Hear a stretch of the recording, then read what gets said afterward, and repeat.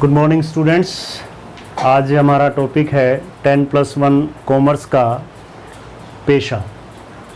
अभी तक हमने व्यवसाय के बारे में पढ़ा है। व्यवसाय का अर्थ क्या है, उसकी विशेषताएं क्या है, उसके उद्देश्य क्या है। आज हम पढ़ेंगे पेशा। सबसे पहले बात आती है पेशा क्या होता है।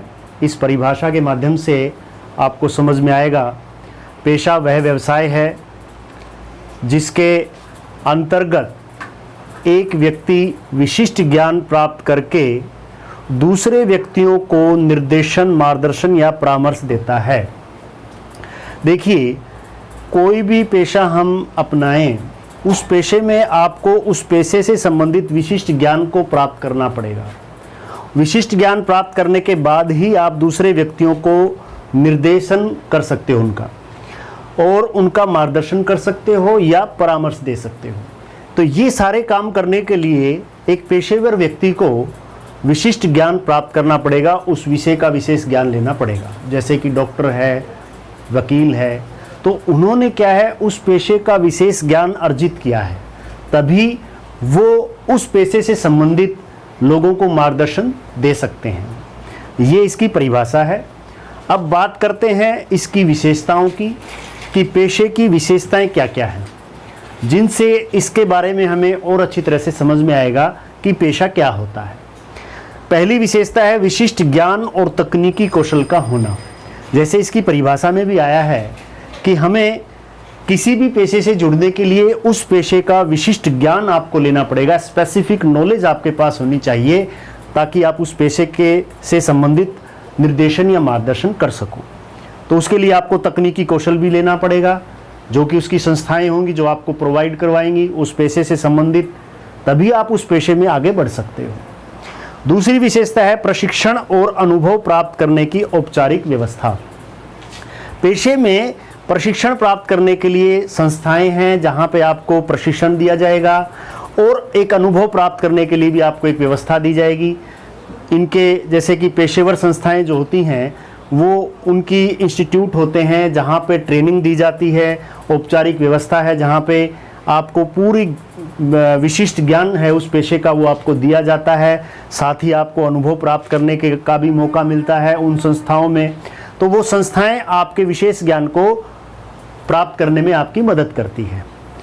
पेशे का विकास करने के लिए प्रतिनिधि संस्था। देखिए, कोई भी पेशेवर हो उसके लिए एक ऐसी संस्था का होना आवश्यक है जो आपके व्यवहार को नियंत्रित करे। जैसे कि आपके अंदर कई ऐसी क्वालिटीज उस पेशे से संबंधित होनी चाहिए। ये कौन निर्धारित करेगा? आपकी वो पेशेवर प्रतिनिधि संस्था है जो आपको निर्धारित करेगी कि आपके अंदर ये गुण होने चाहिए उस पेशे से संबंधित, तब आप उस पेशे में कामयाब हो सकते हो। व्यवहार को नियंत्रित करने के लिए आचार संहिता। आचार संहिता में क्या होता है कि कोड ऑफ कंडक्ट होता है कि आपको इस दायरे में रहकर काम करना है। वो एक दायरा निर्धारित किया जाता है जहाँ पे आपकी ईमानदारी, आपकी सत्यनिष्ठा आदि बहुत सारे ऐसे तत्व होते हैं जिनको नियंत्रित करने के लिए, जिनको एक सीमा में बांधने के लिए एक आपको आचार संहिता दी जाती है, जिसमें रहकर आपको अपने पेशे को बढ़ाना होता है। उस सीमा से बाहर आप नहीं जा सकते। आर्थिक स्वार्थ के स्थान पर सेवा भावना को प्राथमिकता देना, ये सबसे इम्पोर्टेंट पॉइंट है पेशेवर व्यक्ति के लिए, कि उसको अपने आर्थिक स्वार्थ के स्थान पर, जैसे कि हमने अभी पहले पढ़ा कि व्यवसाय का सबसे मुख्य उद्देश्य लाभ प्राप्त करना होता है, लाभ कमाना होता है, उद्देश्य भी और विशेषताओं में भी। लेकिन उसके उलट अगर हम बात करें पेशे की, तो उसमें आर्थिक स्वार्थ के स्थान पर सेवा भावना को प्राथमिकता देनी पड़ेगी। जैसे मान लो एक डॉक्टर है, तो उस डॉक्टर को पहले अपने पेशेंट को ठीक करना उसका टारगेट होना चाहिए।